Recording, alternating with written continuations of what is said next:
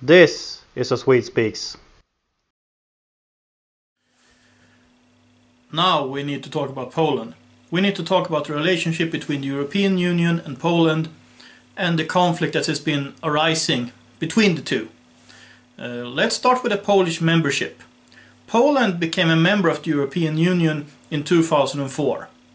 And I think a large contributing reason why Poland wanted to become a member of the European Union was because of their past. Because Poland was a satellite to the Soviet Union.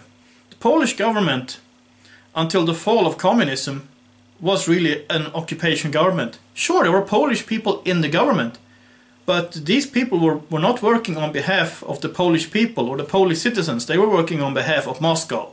So they were in a de facto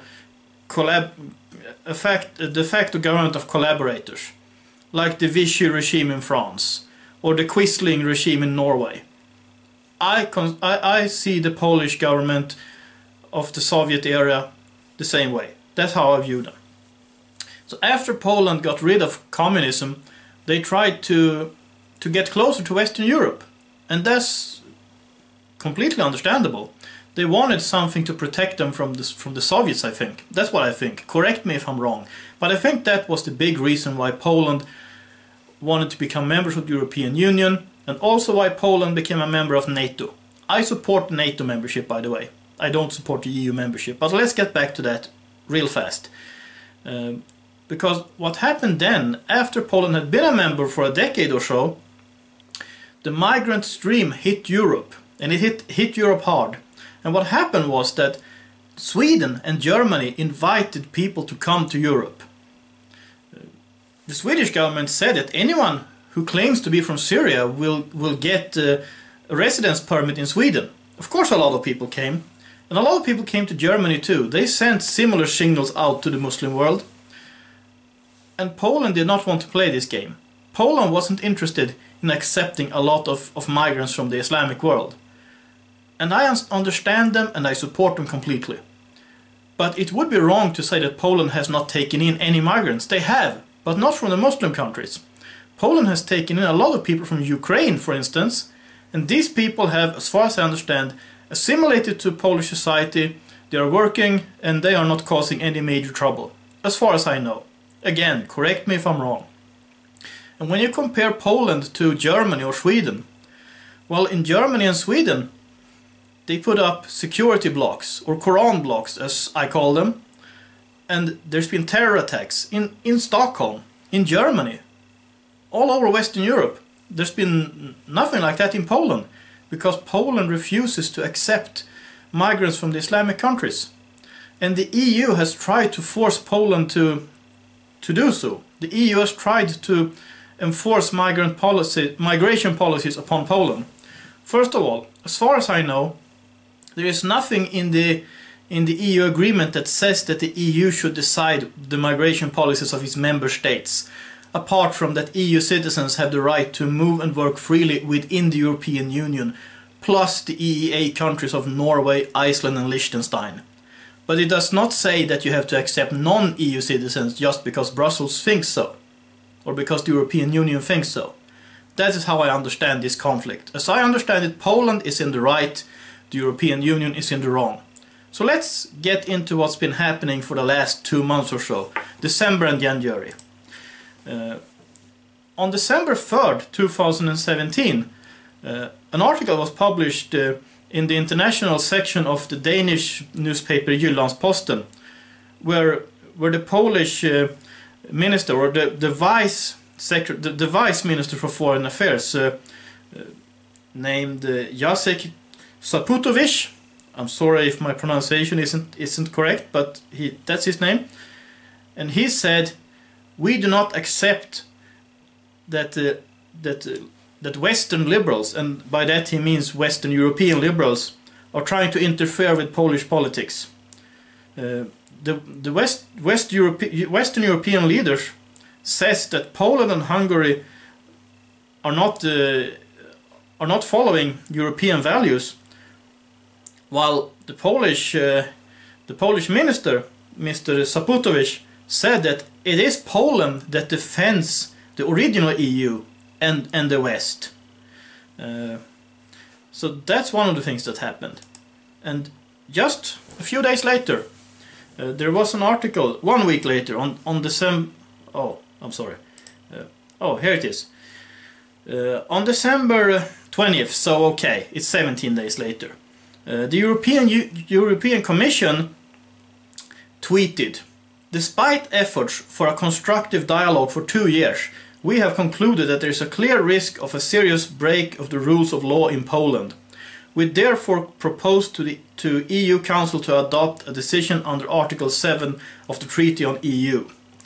So they want to trigger an article to again interfere with Polish politics. And what I think they are talking about here is the way Polish judges are appointed.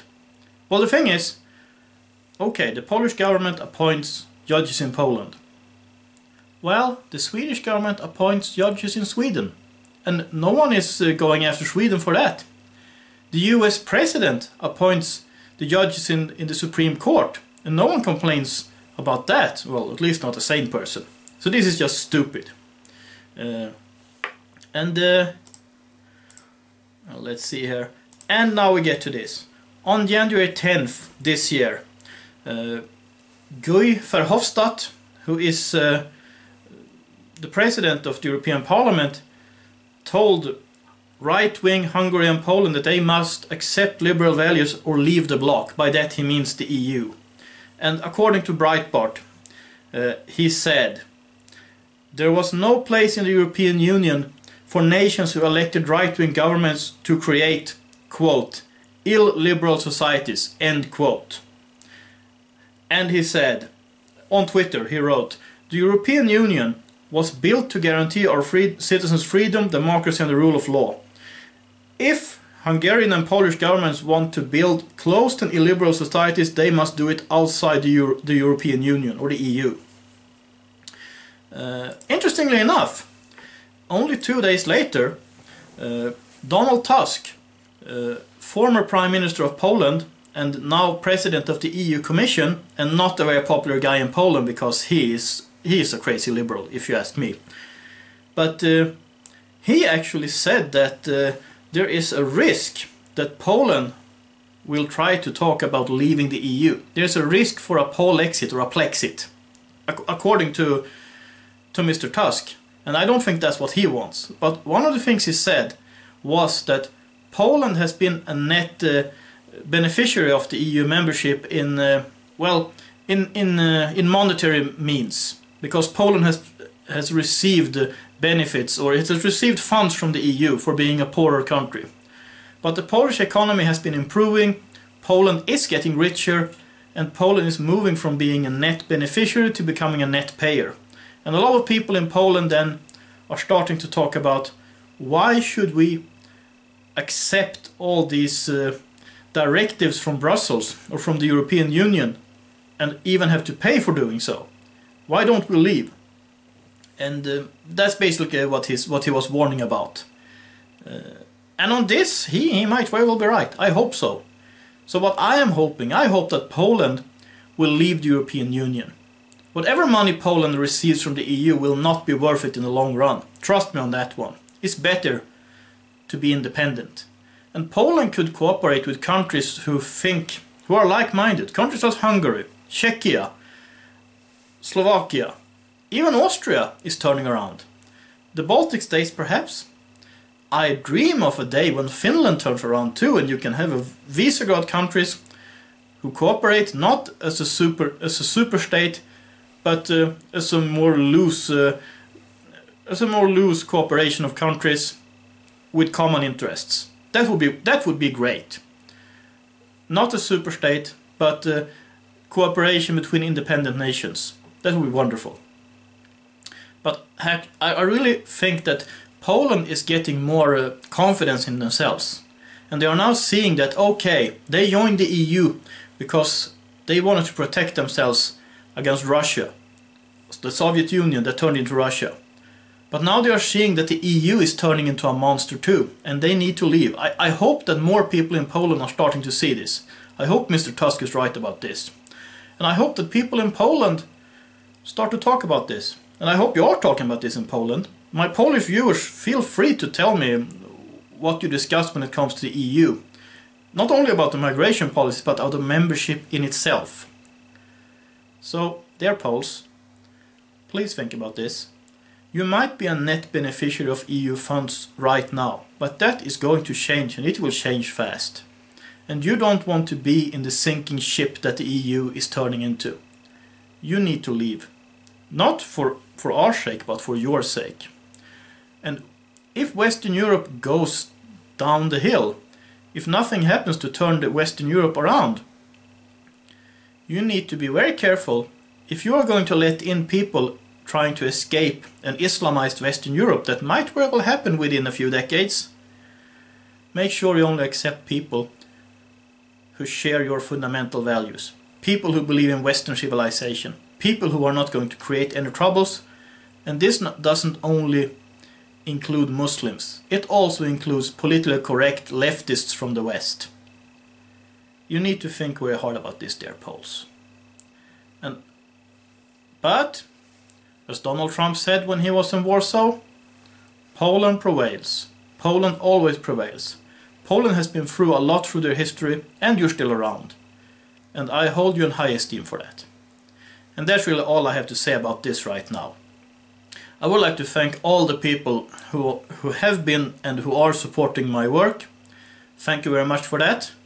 And if you like what I do, if you think what I do is important, please consider sending me $1 or $2 or 10. That's always greatly appreciated.